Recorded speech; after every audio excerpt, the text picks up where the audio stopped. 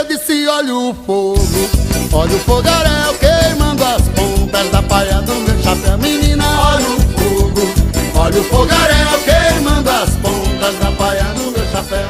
Cadê Ritinha que não vê?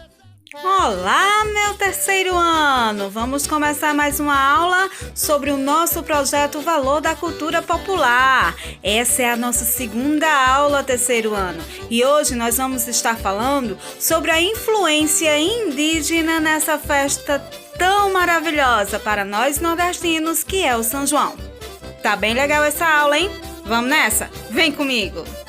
Então, pessoal, as celebrações religiosas vindas de Portugal para cá, com o tempo passaram a receber da nossa cultura nativa elementos indígenas, por serem festas comemoradas por mestiços, os chamados caboclos ou caipiras, isto é, moradores do mato ou moradores do interior.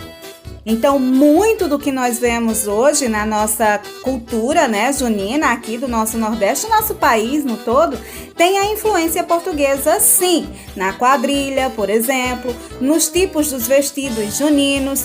Tudo isso tem um pouquinho do que foi trazido lá das festas religiosas portuguesas para aqui para o Brasil, certo?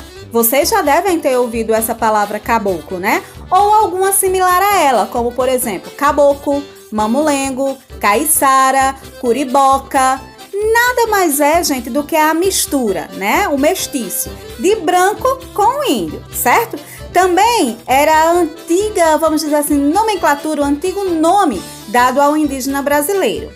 Pode também ser sinônimo de caipira, certo? Mestiço de branco com caboclo é o cariboca ou caribocá, sendo denominação utilizada também pelos filhos de brancos e índios, ou seja, o sertanejo. E aí, dessa união do português, da cultura portuguesa com a nossa cultura indígena, os santos juninos, sobretudo São João e São Pedro, passaram a receber atributos dos heróis místicos lá dos indígenas, certo? Do Tupi-Guarani, como Tupã e Caraí, ou Caraíba. É possível que São João fosse identificado como Carairuetê, ou Caraí, entidade que se manifesta no fogo, no corisco e no trepidar de uma chama. É uma das 4 divindades do Panteão Guarani.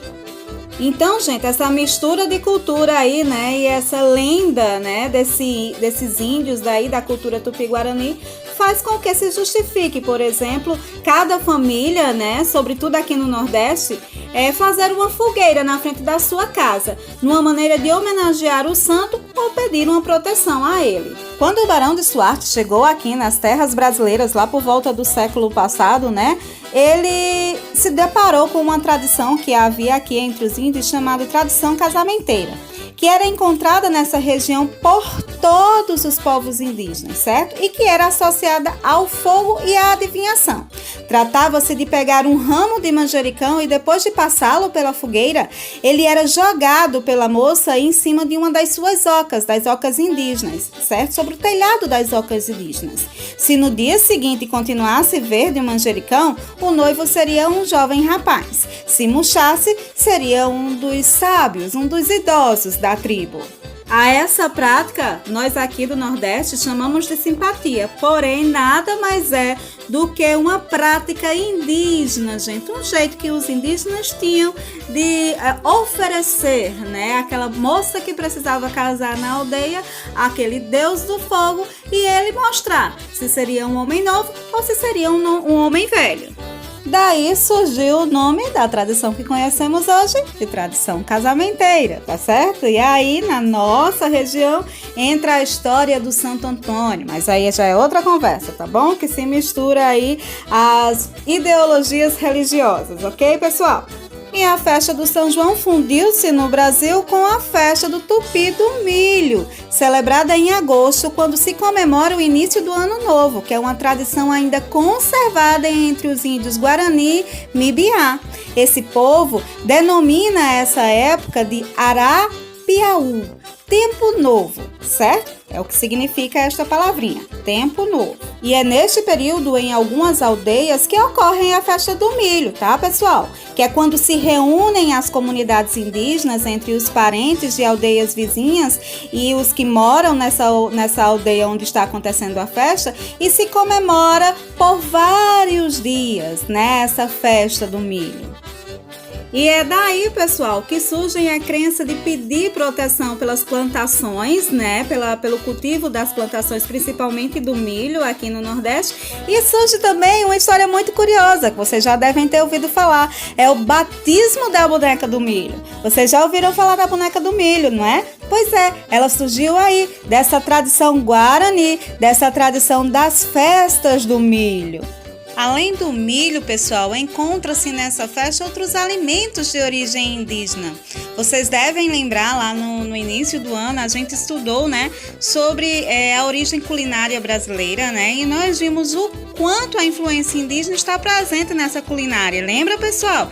A gente trabalhou muito, inclusive vocês fizeram trabalhos a respeito disso num caderninho. Pois é, se vocês forem olhar lá o caderninho de vocês vão ver. E aí outros alimentos, como por exemplo, a tapioca, que Tia Sam está mostrando aí para vocês, a mandioca, que passou na imagem anterior, né? A batata doce.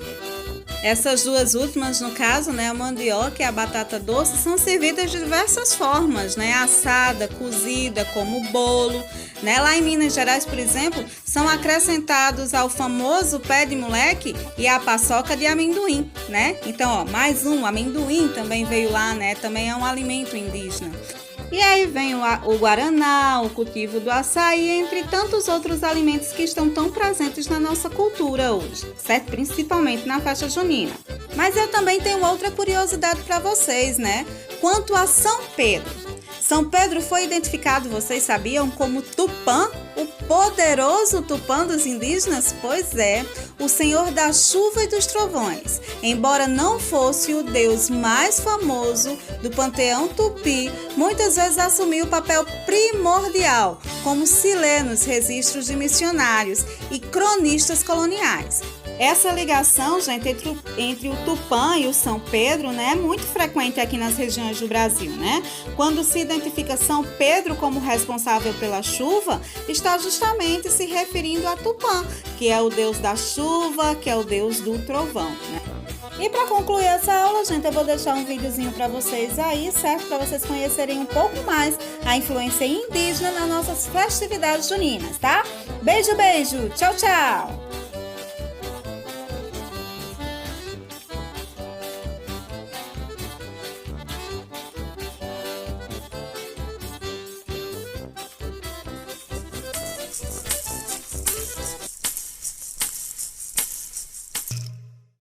Tupinambá subiu a serra, todo coberto de pena. Tupinambá subiu a serra, todo coberto de pena. Ele foi, ele é o rei da Jurema. Costumo dizer que nós, os povos indígenas, já somos muitas coisas antes dessas coisas serem oficializadas. Todo mundo sabe que em março, o pessoal chama de São José, né? Faz a plantação e se colhe no São João. Por que no São João? A história conta que Maria vai visitar Isabel, a prima dela, e Isabel anuncia a Maria que está grávida, a grávida de um menino, né? Que ela vai dar o nome de João. Maria diz, voltando para a aldeia dela: minha prima, acenda uma fogueira na porta da sua casa quando o seu filho João nascer. E aí vem a tradição da fogueira. Olha que interessante, depois de 6 meses nasce Cristo, que é o outro solstício, que para nós é o solstício de verão, né? E aí eu acredito que esse cristianismo primitivo, quando vem para cá pelos jesuítas, essas datas batem e ficam referendadas uma na outra, né? Então aí provavelmente com essa junção de uma festa que já existia aqui dos povos tradicionais, que é a festa do solstício de inverno, e com a junção da cristandade, surge aí a festa junina. Essa época é a época do solstício, é a mudança do eixo da Terra em relação ao Sol, que no nosso caso, solstício de inverno, noites longas, dias curtos. Então, antes da vinda dos portugueses, dos jesuítas, né, das missões religiosas, nós já comemorávamos essa festa como uma festa da fartura, da abundância, né? Dançando em torno da fogueira, balançando o maracá, tocando nossos tambores e fazendo os festejos todos. A tradição de brincar em torno da fogueira, comer batata feita na fogueira, a mandioca feita na fogueira, o aipim feito na fogueira, o quentão, o licorzinho de genipapo, paçoca, amendoim, milho, tudo isso é da cultura indígena. São comidas do povo indígena. Eu costumo dizer que a maioria das pessoas viram índios no São João. O índio, ele dança, como o povo negro também dança, pisando na terra, né, no chão. E o forró, por isso que é forró pé de serra, né? Ele arrasta sandália, é a referência da terra.